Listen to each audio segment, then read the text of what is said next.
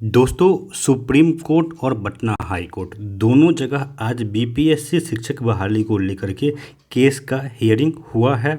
और मैं आपको बता दूं कि दोनों जगह जो केस किया गया था वो क्यों किया गया था और दोनों ही जगह से माननीय न्यायाधीश महोदय ने क्या कहा है। सबसे पहले मैं आपको बता दूं कि सुप्रीम कोर्ट में जो केस किया गया था जिसमें ये डिमांड की गई थी कि 100% आरक्षण बिहार सरकार नहीं दे सकती है, इसको लेकर के उस केस को सीधे तौर पे सुप्रीम कोर्ट ने खारिज कर दिया। कहा कि ये बिहार सरकार का आंतरिक मामला है, इसमें बिहार सरकार जो चाहे वो डिसीजन ले। अगर आप चाहते हैं कि इस पे केस हो, इस पे बहस हो, तो आप जा कर के उस राज्य के हाई कोर्ट में यानी कि पटना हाई कोर्ट से बात कीजिए और वहाँ पे केस दायर कीजिए। ये हुआ सुप्रीम कोर्ट में। इसके बाद एक दिन में आज पटना हाई कोर्ट में पटना हाई कोर्ट में आज 3 केस था जो लिस्ट पे था, जो कि किया गया था। तीनों केस जो नई नियमावली आई है उसके वैलिडिटी को लेकर के कि ये नियमावली सही नहीं है।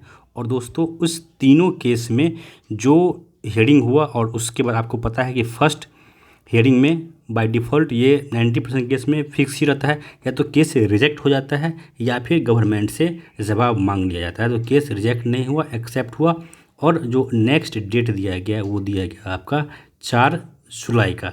अब देखिए, इसको लेकर के जिन लोगों ने केस किया है कुछ ज़्यादा ही उत्साहित हैं कि ये हमारे लिए बहुत बड़ी जीत हो गई, ऐसा हो गया वैसा हो गया। और अब जो आम अभ्यर्थी हैं उससे और दुगना प्रेशर से जो चंदा उगाही का काम ये लोग करने के संयंत्र में है, और अब ये लोग कुछ ज़्यादा ही एक्साइटेड होकर के आपसे चंदा मांगेंगे। तो देखिए, ये एक नॉर्मल प्रक्रिया है। जब केस कोई भी फाइल होता है तो कोर्ट की तरफ से सरकार से रिस्पांस मांगा जाता है कि इस पे आपका क्या कहना है, और सरकार रिस्पांस देती है। और जैसे ही अगर लगता है कोर्ट को कि जो जवाब दिया गया है सरकार के तरफ से वो संतोषजनक है, वैसे ही केस का खात्मा हो जाता है। यानी कि अगर मैं आपको कहूँ तो 99%, 1% चांस मैं छोड़ रहा हूँ, वो भी ऐसे ही मैं छोड़ रहा हूँ, 99% आप मान लीजिए कि जो 4 जुलाई को इसका हियरिंग होगा उसमें यह केस सीधे तौर पे कहिए तो डस्टबिन में चला जाएगा। जितना भी केस है सब चला जाएगा डस्टबिन में। किसी केस में कोई जान नहीं है। आपको पता होना चाहिए, जिन लोगों ने केस किया है उनको ही पता होना चाहिए कि नियमावली बनाना किसी भी चीज़ के लिए, किसी भी बहाली के लिए नियम बनाना, कानून बनाना ऐसे टॉपिक पे जो या तो स्टेट लिस्ट में है या फिर जो कनकरेंट लिस्ट में है, यानी कि उस पर राज्य का हक होता है संवर्ती सूची या फिर राज्य सूची में कानून बनाने के लिए, और शिक्षा संवर्ती सूची में उस पर कानून बनाने के लिए बिहार सरकार पूरी तरह से इंडिपेंडेंट है। तो उसके द्वारा बनाए गए कानून को आप कोर्ट में ले जाएंगे तो बस सरकार अपना जवाब देगी और केस ख़त्म हो जाएगा। और इन केसों को बचाने के लिए बिहार सरकार कितना सजग है इसका अंदाज़ा आप इस बात से लगा सकते हैं कि बिहार सरकार ने अपने तरफ से सीधे पीके शाही को खड़ा किया है।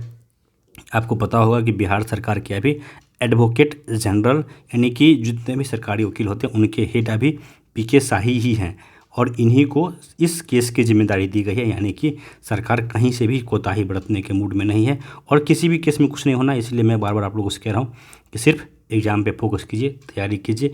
जिनको केस के नाम पे अपना पेट पालना है, केस के नाम पे पैसा लेना है, पैसा ठगना है और अपना पॉकेट भरना है, वो लोग जी जान से लगे हुए हैं। 45 डिग्री टेम्परेचर में भी मेहनत कर रहे हैं। कहते हैं कि हम देखिए 45 डिग्री टेम्परेचर में दौड़ रहे हैं, भाग रहे हैं और क्या कर रहे हैं। उन्हें इससे अच्छा होता है कि बैठ के वो भी तैयारी करते हैं और दूसरे को भी तैयारी करने देते तो ज़्यादा सही होता। और 2 मिनट के लिए ये भी मान लीजिए कि अगर वो लोग जीत जाते हैं, जैसे कि मैंने 1% चांस छोड़ा है कि वो लोग अगर जीत जाते हैं, तो अब ज़रा सोच के देखिए जीत जाने के बाद का जो कंडीशन है वो और ज़्यादा भयावह है। अगर बात आप कीजिए प्राइमरी का 1 to 5 में, तो अगर ये लोग जीत जाते हैं और सरकार हार जाती है, इसके बाद जो बहाली होगी कम से कम 1-1.5 साल के बाद ये बहाली होगी। यानी कि तब तक बीच में कम से कम 4 बार और सीटेट हो जाएगा। यानी कि हर सीटेट में अगर कम से कम 1 लाख बच्चे ही बिहार से क्वालिफाई करते हैं तो 4 लाख का भीड़ और बढ़ जाएगा। हर बिंदु पे सोचना चाहिए। और बाकी की बहालियाँ भी कब होगी या होगी भी क्या नहीं, 5 साल लगेगा या 7 साल लगेगा, इस पर कुछ कह नहीं सकते। इसीलिए देखिए, सही है या गलत है ये नियमावली, इस पे चर्चा करना सही है, लेकिन आपके हाथ में क्या है, हमारे हाथ में क्या है, इस पे भी सोचना चाहिए कि आप जो काम करने जा रहे हैं उससे समाज के कितने % का भला हो रहा है और कितने % का नुकसान हो रहा है। हो सकता है कि आप इस बहाली को रुकवा दें, लेकिन इस बहाली के रुकने का जो दुष्परिणाम होगा वो आपको तब समझ में आएगा, ना तो आपकी जॉब हो पाएगी और ना किसी की जॉब हो पाएगी। मेरा बस ये मानना है कि किसी का जॉब होता है तो होने दीजिए। धन्यवाद।